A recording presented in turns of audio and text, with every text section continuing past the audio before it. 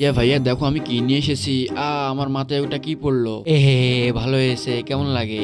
তুমি আমার মাথায় আটা ফেললে কেন বলো? হ্যাঁ আমি তো একটু মজা করেছি, তুমি এইভাবে সিরিয়াস হচ্ছ কেন?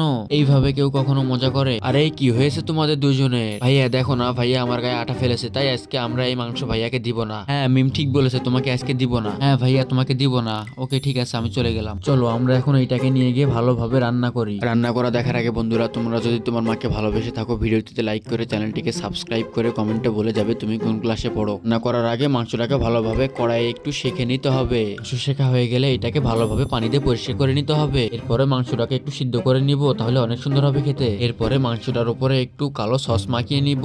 সস মাখানো হয়ে গেলে এইটাকে একদম গরম তেলে ছেড়ে দিয়ে কিছুক্ষণ ভেজে নিতে হবে। এখন আমি কয়েকটা সবজি কেটে নেই, মাংসের সঙ্গে খেতে অনেক সুন্দর লাগবে। তো আমার সবজি কাটা হয়ে গেছে, এখন আমার ভাজা মাংসটাকে পিস পিস করে কেটে নিতে হবে। আমার মাংস কাটা হয়ে গেছে, এখন কাটা সবজিগুলো মাংসের উপর দিয়ে কাপড় দিয়ে ভালোভাবে মুড়ে নিয়ে একদম রান্না করতে দিয়ে যাব। এরপরে অনেক সুন্দর হবে। এই তো বন্ধুরা, আমার তেল গরম হয়ে গেছে, একটু পানি দিয়ে দিতে হবে। দিয়ে আমার মাংসটা এর উপরে দিয়ে উপর থেকে কিছু মশলা দিয়ে দিব।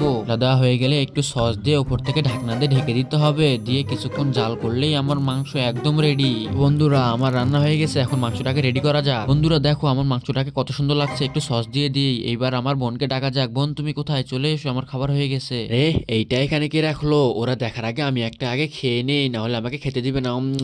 আরে বাবা, বল্টু তো অনেক সুন্দর রান্না করেছে। আরে ভাইয়া তুমি এখান থেকে চুরি করে এভাবে মাংস খাচ্ছ কেন? বল্টু চিন্তা করিস না, এখানে তো অনেক আছে, আমি তো একটা খেয়েছি।